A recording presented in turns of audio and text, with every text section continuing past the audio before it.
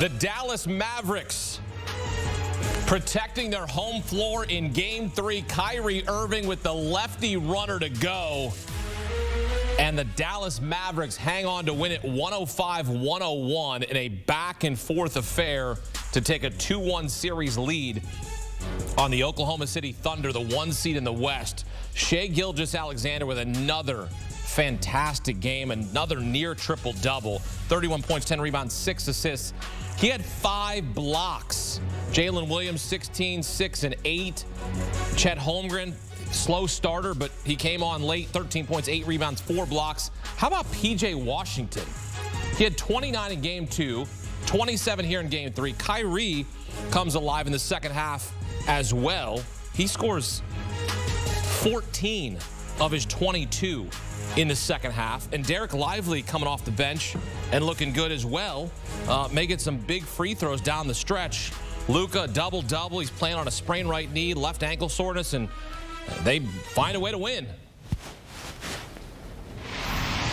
And for more, welcome in CBS Sports NBA insider Bill Ryder. I'm going to start with P.J. Washington because what in the heck has gotten into P.J. Washington over the last 2 games, Bill? Yeah, playoff PJ. Who knew? I mean, look, this is one of those things. There's a lot of factors, Akeem, especially in close series. We've seen a lot of them.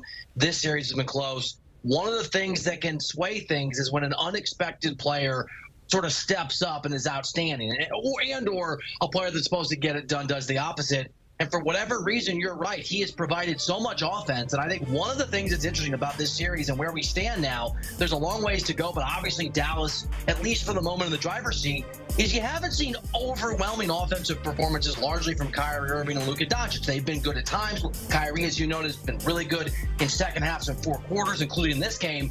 Part of the reason they've been able to win these games and take this series lead, Akeem, is because they've gotten so much offense consistently from P.J. Washington, not a place you'd expect to get it. It takes pressure off those 2 stars, and it lets that Dallas defense, which has been really good the last month and a half, be a big decision maker because you're getting production from a place offensively you just didn't expect. What was the difference in this game for the Thunder?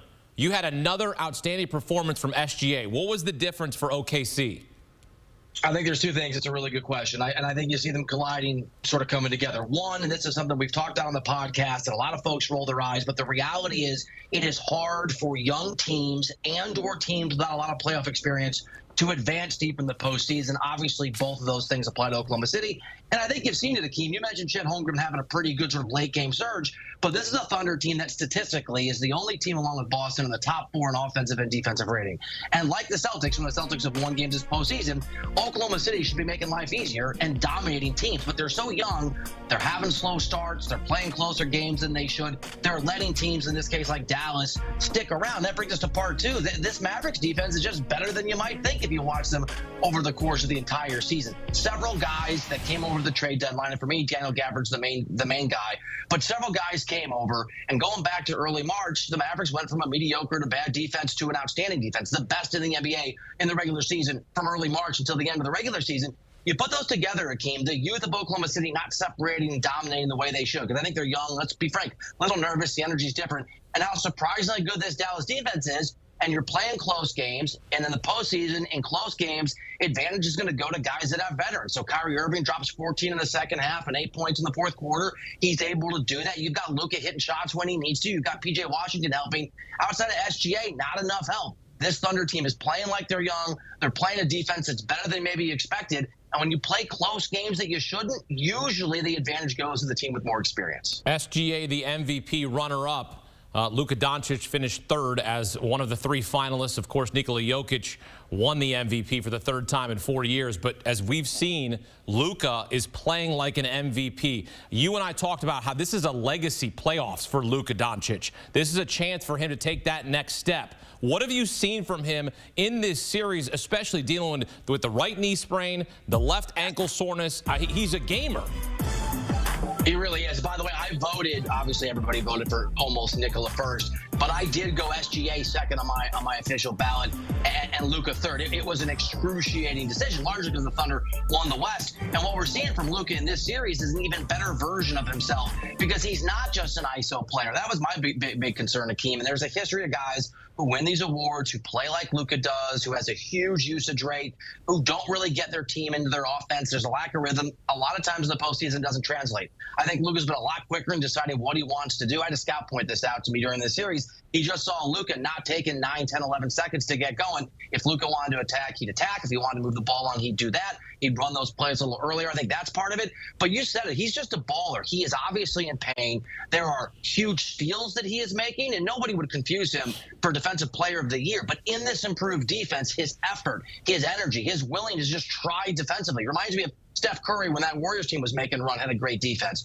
Luka Doncic, and he had a huge steal at the end of the game on what would have been a fast break for the Thunder. He had a couple steals at the end of the game.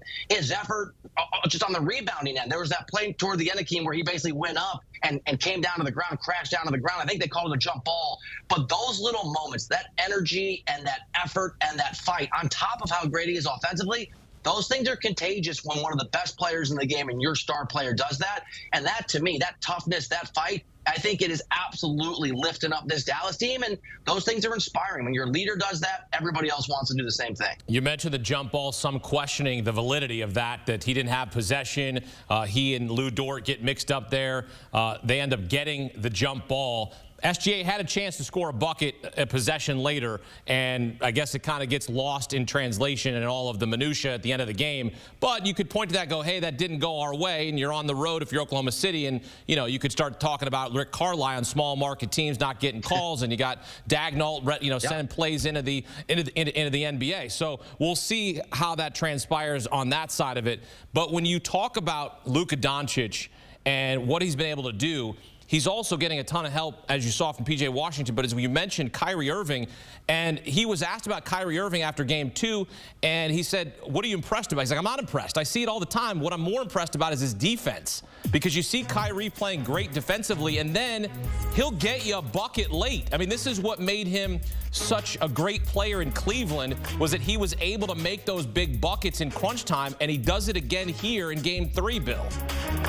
Yeah, it's a great point. And it's the ability that this isn't rocket science, but the reality is in the playoffs, especially in close series and close games, you need somebody that can go get you buckets. And that is obviously about basketball ability. It's also about experience. And so if you look at this Thunder team and just watching this game tonight, I love the Thunder. I love what they're building. They can still win the series.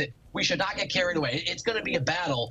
But outside of SGA, who can't do it right now in this series at the level that we've seen from Kyrie, there's nobody on this Thunder team that I feel confident when it is a one-possession game and there's 3 or 4 minutes left and the defense is locked in, is going to go get you a bucket on their own. I know Luka Doncic can do it. I know Kyrie Irving can do it. And to your point, Kyrie has a history of doing it clutch time. And what that does is it also loosens up your role players. It's easier for any other player on that Dallas team to make his free throws or to hit some of those open shots, because they don't feel the burden that if they miss or they don't do it, there's no safety net. I think there's a sense of that with what's going on with Oklahoma City. So you're right. The fact that Kyrie is there, on top of Luka, that you know that Irving is going to do it in the second half. And he joked in the post game that one of the coaches came up to him and said, you waited too long. But it's been like clockwork. He's like a superhero. He chills. He's hanging out. He's Batman. We don't know where he is. And then he just shows up in the second half. And it takes so much pressure off the rest of that basketball team. And even though I think Luka's been amazing, Luka is physically beat up.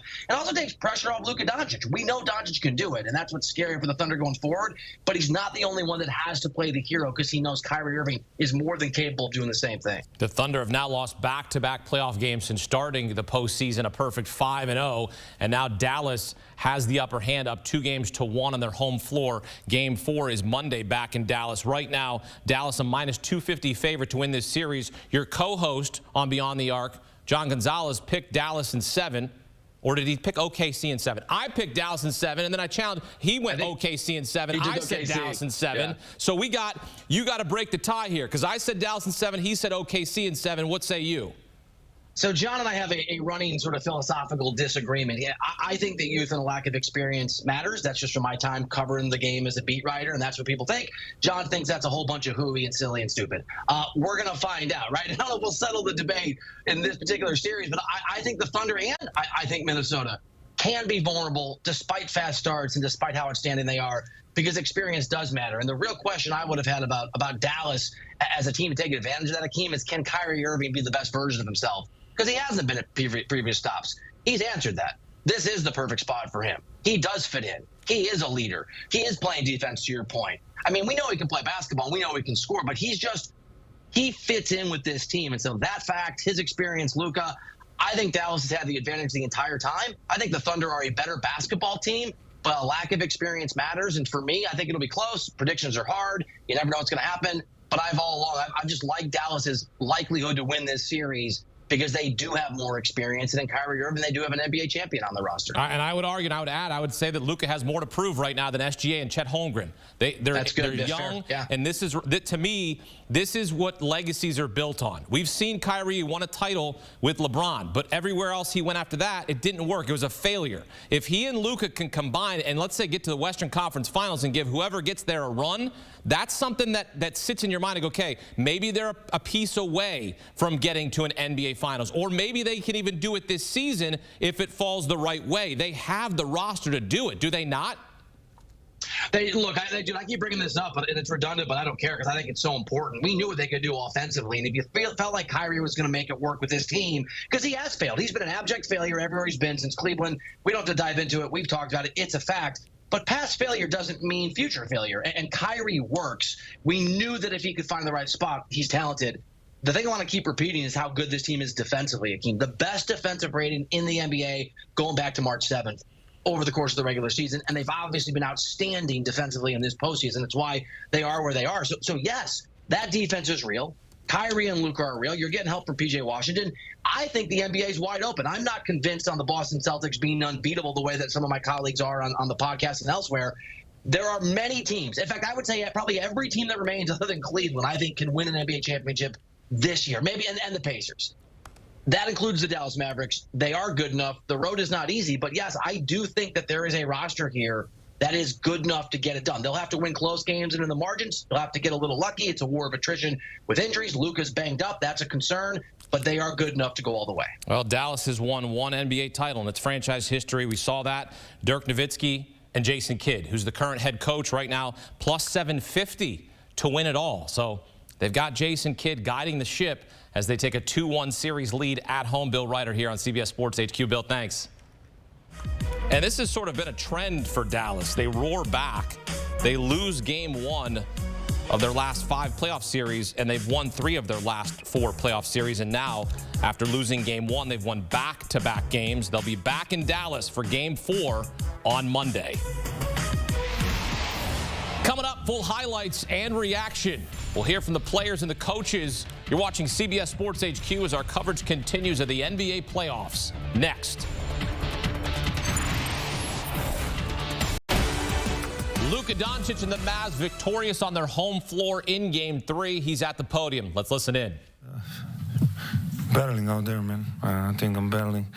I'm glad we got the win, and I just trying to battle out there.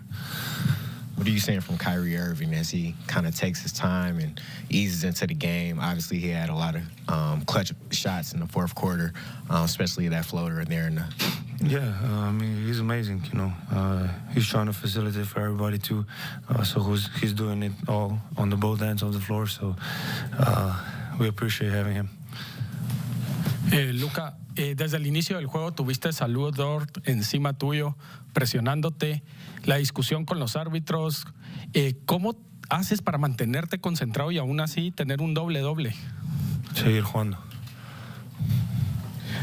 As you said, you're out there battling, going through a lot. Coming off the court, you were clearly laboring. What different parts are hurting?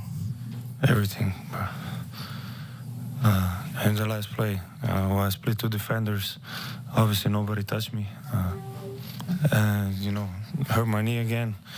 But just trying to battle out there, man. We got to win. That's all that matters. Are you concerned about the aspect that now it's pretty much one day between games? Is that?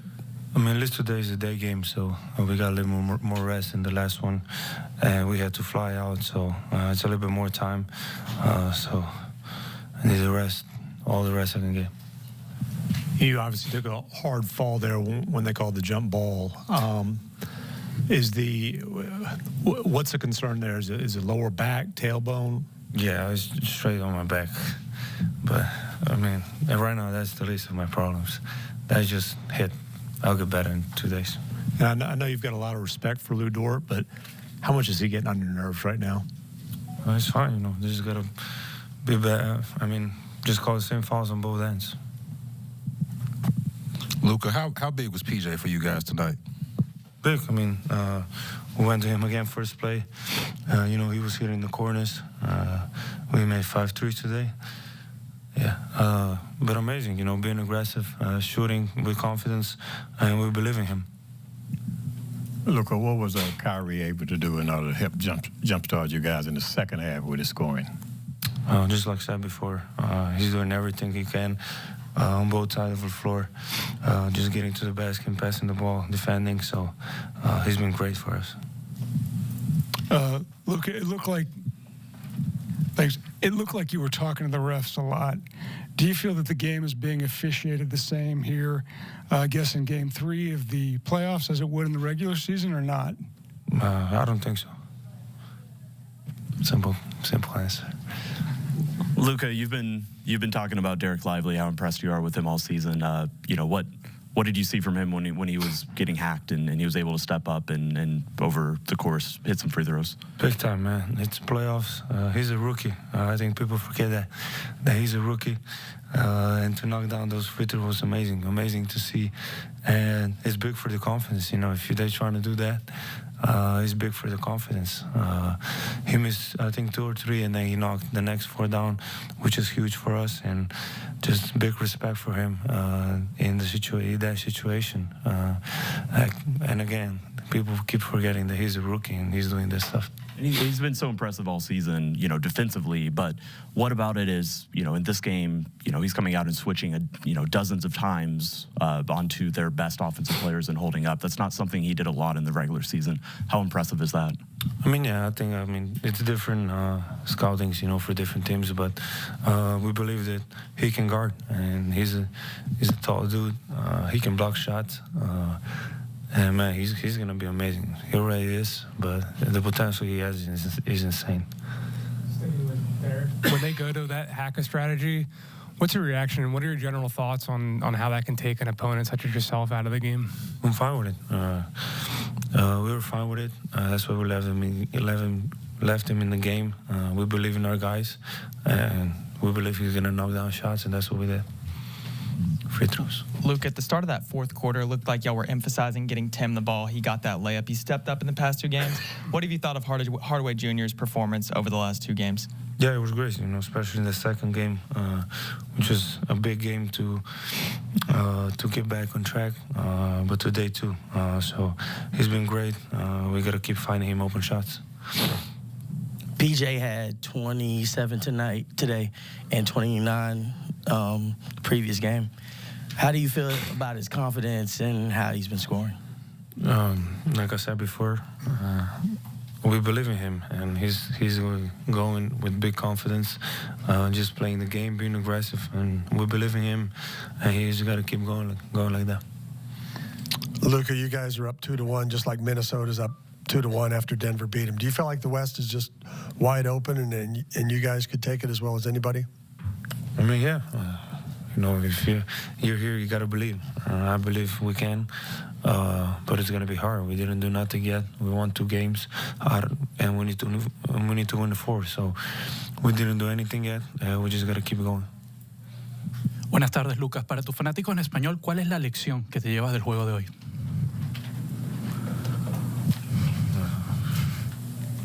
No sé, hay que seguir jugando. ¿Eh?